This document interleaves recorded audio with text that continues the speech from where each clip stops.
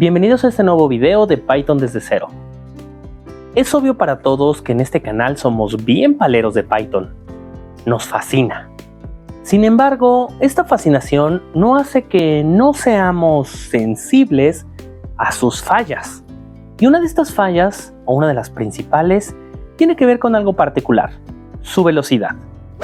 Python, al ser un lenguaje script tan general, requiere hacer muchas verificaciones por detrás debido a que no existe la declaración explícita de variables. De manera que entonces hay módulos y clases que tienen código oculto que nos permiten a los que escribimos los programas trabajar de manera eficiente. Sin embargo, esto trae una consecuencia. Python, en comparación con otras opciones que hay afuera, es relativamente lento. Una de las formas de atacar este problema es permitir que Python utilice mejor los recursos en nuestras computadoras. Las computadoras actuales tienen procesadores que están compuestos de muchos núcleos, tanto físicos como lógicos, de manera que el poder de las computadoras actuales se debe principalmente a que dentro de esos procesadores hay un montón de centros de cálculo que permiten realizar muchas rutinas a la vez, de manera que no ha tenido que necesitarse generar procesadores increíblemente rápidos, sino que básicamente las tareas se han distribuido. Y eso mismo podemos hacer con nuestros scripts de Python.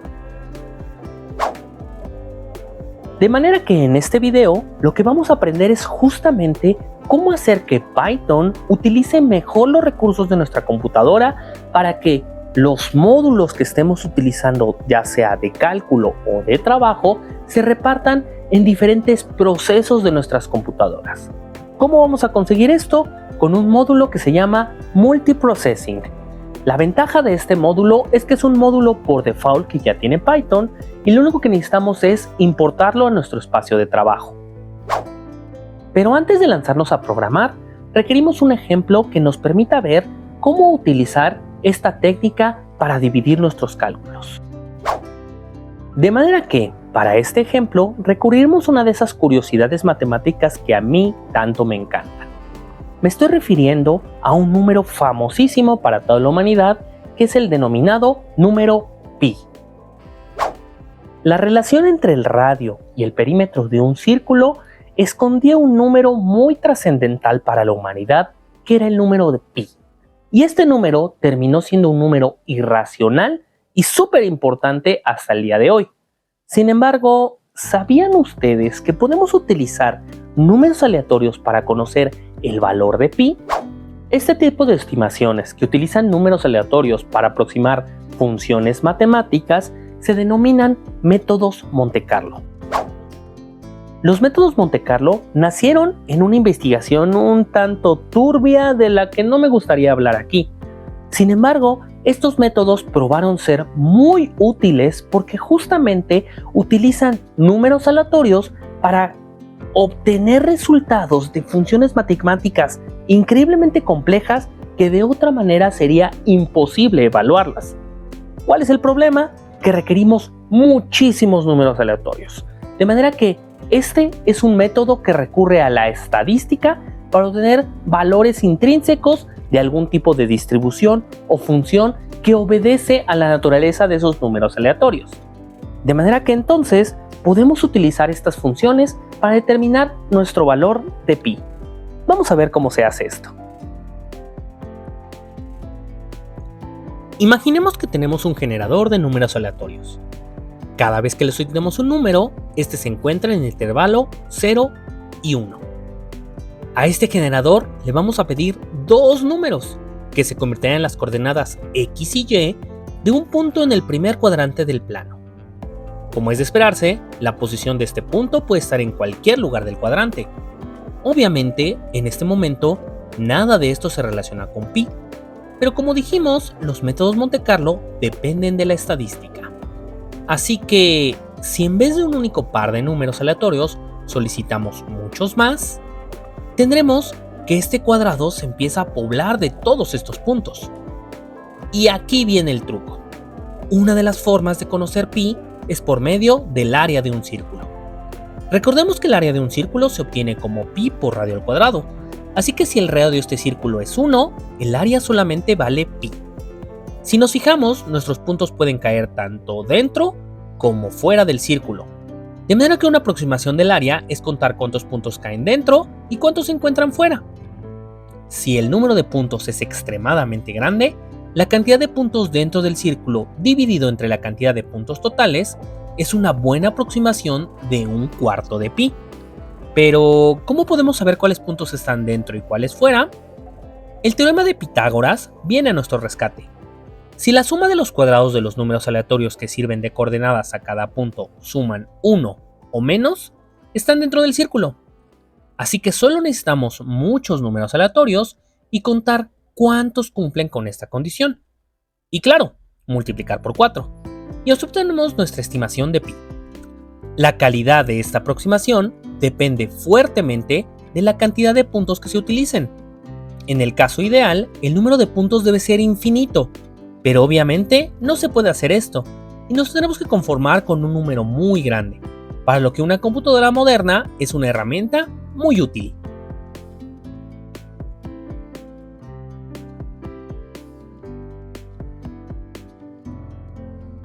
Ya quedó establecido cómo podemos utilizar números aleatorios para conocer el valor de pi, de manera que entonces solo queda programarlo. Así que vamos a nuestro editor de código.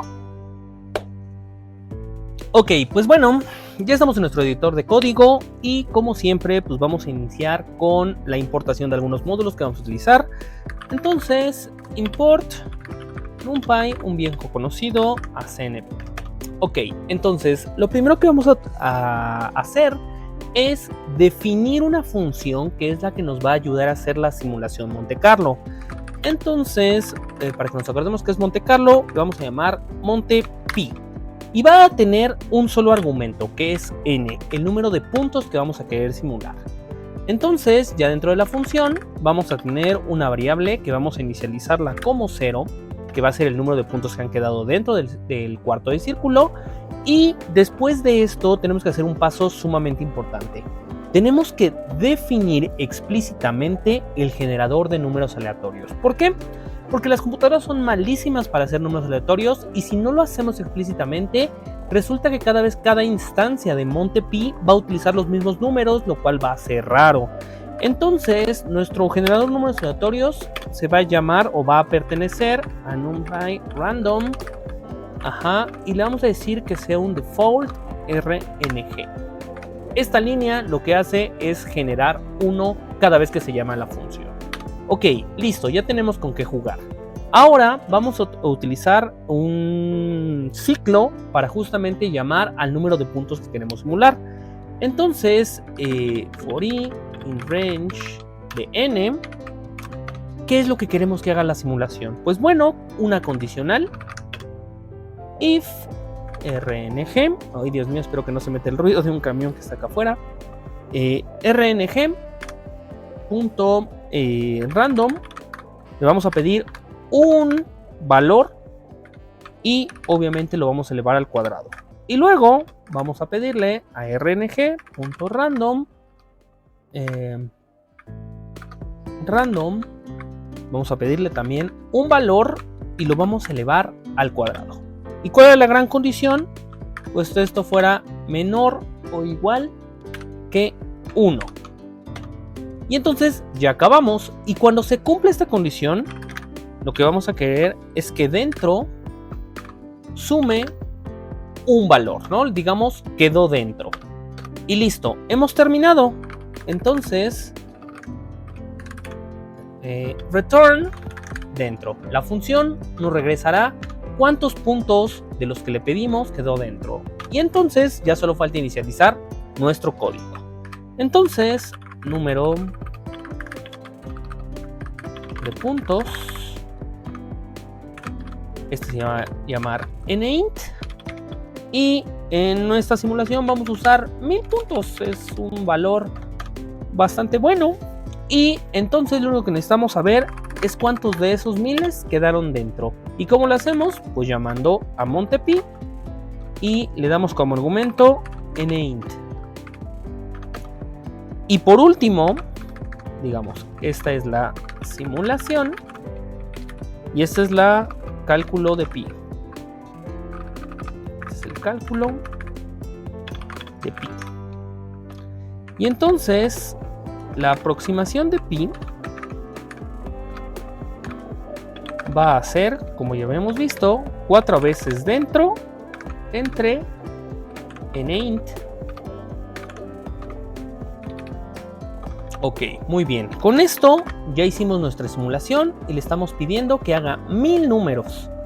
Ahora solo necesitamos una salida. Entonces vamos a pedirle un print y le decimos que el valor de pi fue de, y le pedimos un float, porcentaje, y aprox pi. Listo.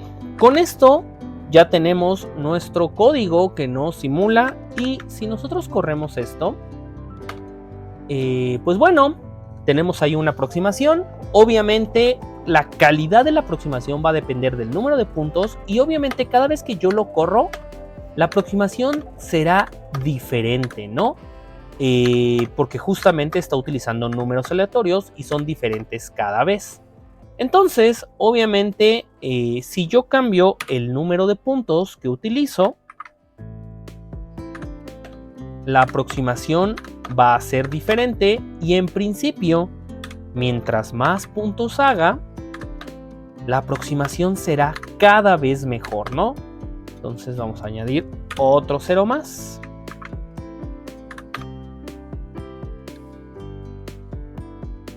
Listo. Como nos daremos cuenta, esta aproximación que ya tiene, si no mis ojos no me fallan, 1.000.000 de puntos, pues empieza a ser un poquito consistente con 3.14, nada muy preciso, porque obviamente siguen siendo aleatorios.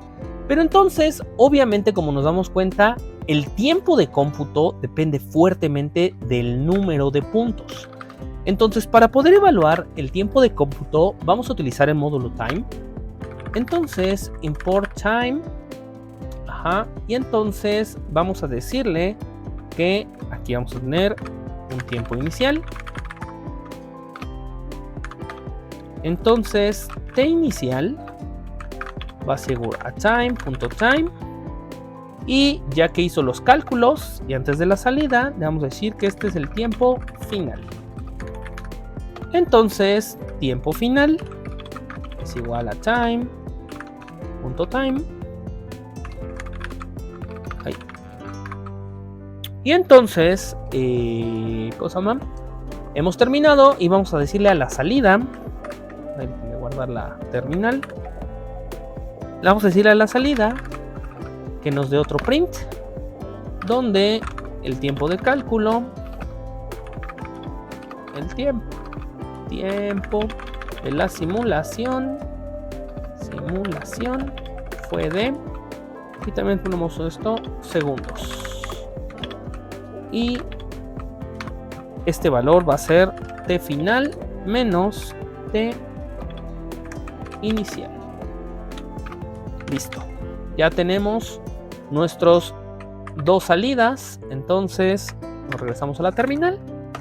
Y entonces podemos ver que ya tenemos un tiempo. Y si se dan cuenta, pues casi no le lleva nada de tiempo a la computadora hacer esta estimación. Y obviamente esto cambia de acuerdo a cuántos, ahí sí me excedí, cuántos segundos, más bien cuántos puntos le pida simular, ¿no? Entonces, regresando al millón, nos daremos cuenta que está tardando como 3 segundos, ¿no? 3.19 en este caso.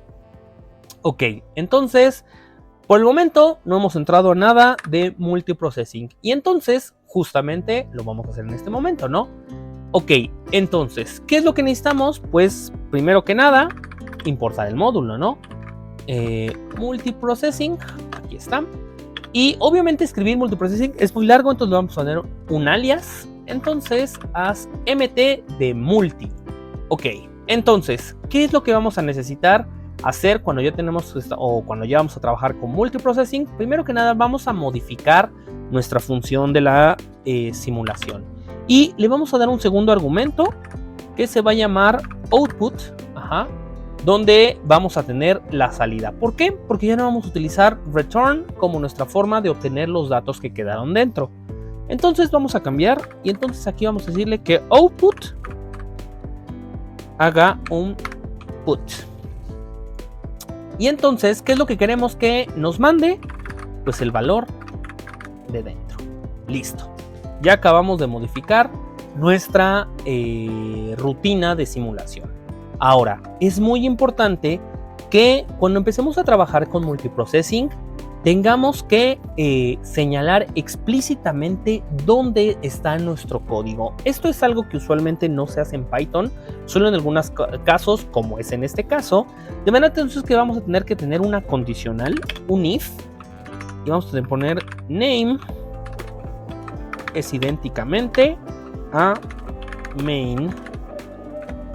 Y listo. Con esto vamos a decir que todo lo que esté dentro de este bloque va a ser el main de nuestro código, ¿no? De manera que entonces lo que tengo que hacer es indentar. Y ya tenemos esto. Este es un cambio nada raro, pero bueno, ya está. Entonces, ahora, ¿qué es lo que necesitamos para trabajar con el multiprocessing? Pues bueno, regreso a 1000 puntos solamente para que no se tarde demasiado. Y entonces la simulación es lo que va a cambiar. Primero que nada, vamos a necesitar una salida. Para esto utilizaremos de una salida de un worker. Ahorita veremos qué es esto. Vamos a necesitar una clase, una instancia de una clase que nos permita recibir la salida de esta función que hará la simulación. Entonces, para esto utilizaremos de multiprocessing queue. Queue es esta instancia que va a permitir recibir la salida. Ok, ya tenemos la salida y entonces en la simulación lo que vamos a necesitar es un worker. ¿Y qué es un worker? Pues básicamente es un proceso en nuestra computadora que se va a encargar de hacer lo que nosotros le digamos. Entonces, en nuestro caso, vamos a utilizar multiprocessing process. Y este proceso va a tener dos argumentos. Obviamente hay más, pero dos que nos van a importar a nosotros. Uno va a ser target y le vamos a decir qué función queremos que haga. En nuestro caso, vamos a querer que haga montepi. Es muy importante. La definición de workers no solamente es importante, o más bien, no es necesario que apunten directamente siempre a la misma función. Podemos tener workers que hagan muchas funciones a la vez. En nuestro caso solamente tenemos una función porque es lo más sencillo, porque ahorita no necesitamos poner otra cosa, pero en sus aplicaciones ustedes pueden crear tantas funciones como deseen. El segundo argumento del process es args, que son los argumentos que le vamos a pasar a este target. Y en nuestro caso, pues son el número de puntos, que es nint, y el queue que acabamos de generar. Out. Listo. Hemos configurado a un worker. Esto es lo que va a hacer la función. Ahora, lo que necesitamos hacer con ese worker es ponerlo a trabajar. Y entonces esto lo logramos con start. De esta manera le decimos ponte a chambear.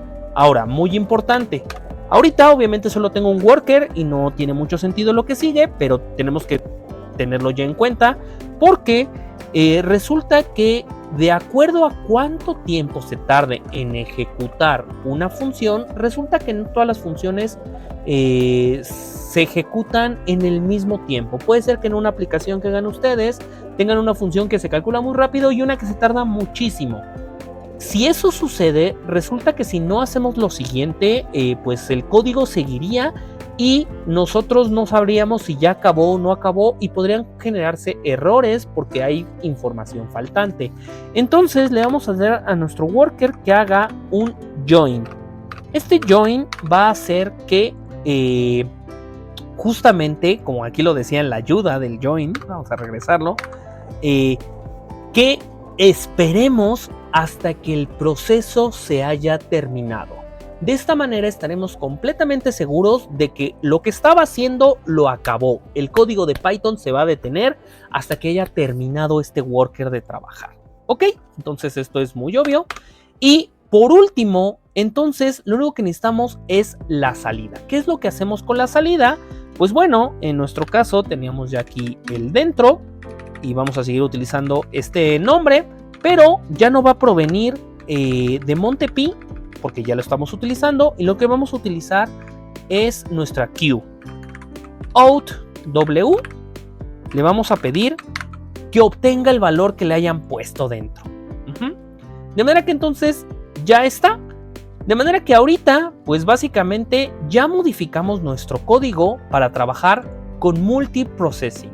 Si se dan cuenta, pues por el momento simplemente lo hemos definido, pero no hicimos más allá casi nada. De manera que entonces si nosotros corremos este código, ahí está. Obviamente el tiempo de ejecución aumentó ahorita porque justamente estamos importando un módulo, porque le estamos haciendo que genere un proceso child, o sea, un subproceso que se encargue de hacer los cálculos y que le regrese información. ¿Ok? Pero entonces, en principio, ahorita no hemos hecho nada y dirán, bueno, si se tarda más, ¿cuál fue el objetivo de hacer esto? Pues bueno, pues resulta que entonces la gran ventaja de multiprocessing es que podemos generar más de un worker. De manera que entonces, ahorita, pues obviamente yo tengo un worker, simplemente hay un proceso que está haciendo la simulación, pero ¿por qué solamente uno? Yo puedo usar más. La cantidad de workers que yo puedo hacer en mi computadora va a estar completamente ligada o limitada por la cantidad de procesadores lógicos que tenemos.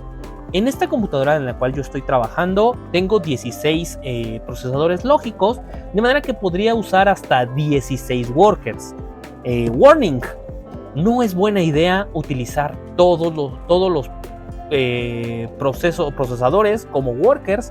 ¿Por qué? Porque usualmente una computadora requiere procesos aislados en el cual pues su computadora siempre está usando algo, y en este caso, por ejemplo, yo ahorita estoy usando esto para usar Visual Studio Code, programar, estoy grabando la pantalla, estoy haciendo varias cosas, de manera que sería muy irresponsable poner todos a trabajar y también sería algo tardado en cómo lo escribo. De manera que entonces lo mejor va a ser generar algunos, en este caso solamente de manera de ejemplo, vamos a utilizar 4 workers.